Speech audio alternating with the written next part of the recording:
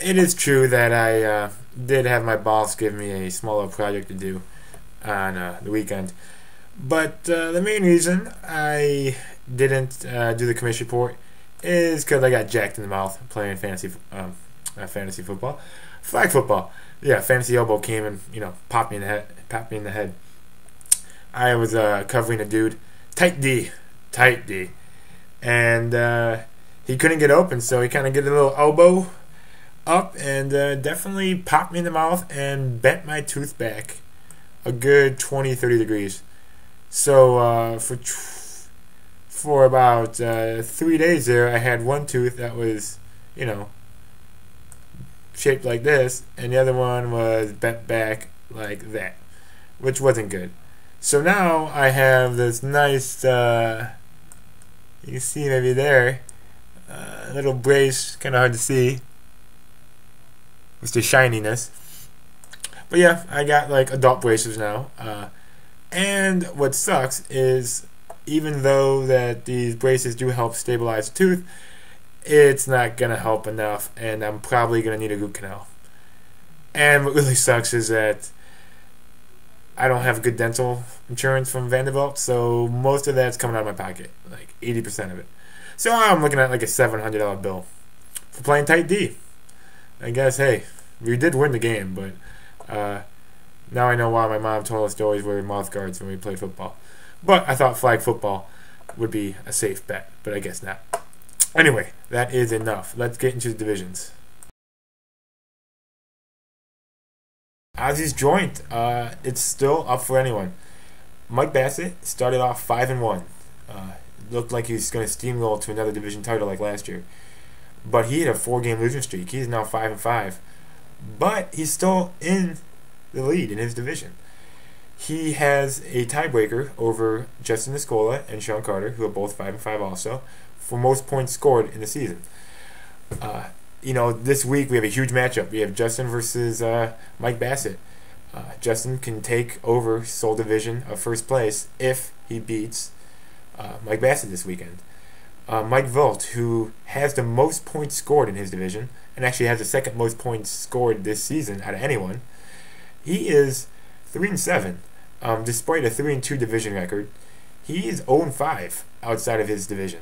Whenever he steps out into Josh's cribs, he gets his ass beat. Same as Justin Niscola. He's 1-4 against Josh's cribs. So, cribs, there ain't nothing nice over there for Ozzy's joint. There ain't nothing nice. My mom's still bringing up the rear at 3-7. She's pretty much out of it. I hate to say it, but Weekend Warrior, you might want to retire the jersey early and save it for next year, because you're out of it. It's official. You're dead.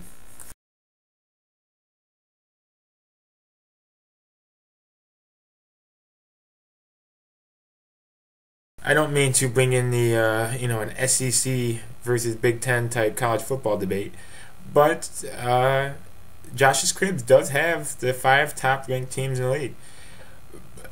In terms of points scored for the whole season, only Mike is above 900 points in the Ozzy's joint, but every team in Josh's cribs is above 900.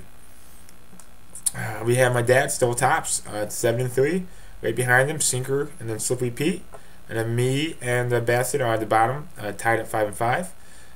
Right now, if the playoffs started today, we would have the 5 teams in Josh's cribs make it, and we would have these following matchups.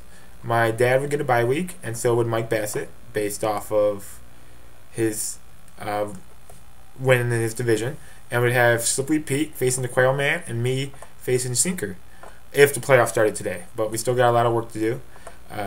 It's week 11, so we have 3 more weeks, and we'll see how it goes.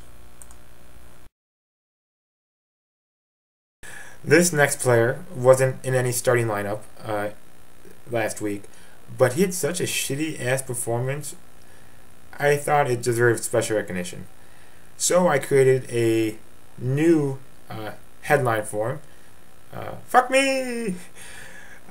Which is from Kelly's Island. Jimbo's one friend, I forget his name, this goofball, for whatever reason, jumped off the boat to help tie the dock line.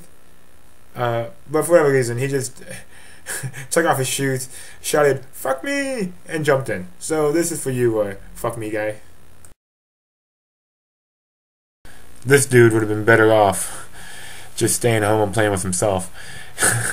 He had 7 completions out of 27 attempts, 72 yards, with 4 interceptions. He did throw a touchdown, but that only brought up his robust fantasy total to about -2 points. That's pretty craptastic. And this last bit is a social commentary. I just couldn't refuse a discussion on this next topic, which is sweeping the nation. It's an epidemic. I'll call it an epidemic. I have to admit, Ed's and D's postcard of Ollie dressed as a skunk was legit. It made my day. It was cute. I ain't gonna lie. But I think it's going too far. I'm a simple man. I refuse to even accept a turkey-shaped gravy boat for my mother out of principles, because it's useless 364 days of the year.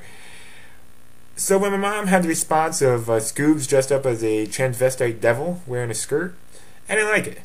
I mean, he's a dude. He's rocking out a skirt. That ain't no good. Will's actually, Will's kind of seemed to enjoy it. She's not very excited about anything in life, except maybe eating. But she seems content rocking out the hat and the little pirate bib. But these other cases, you have dogs dressed as flowers who just want to bite somebody. We have Jewish dogs who apparently eat kosher dog food and refuse to eat sun up to sundown during some weeks of October. But it's just taking it too far. And we have this hot dog who, I have to give this to the dude. I mean, that hot dog thing's pretty legit. I would rock that. I would rock that out if I was a dog. But in general, save the costumes for like Paris Hilton dressing up her evil twin dog. Keep it out of the middle America, please.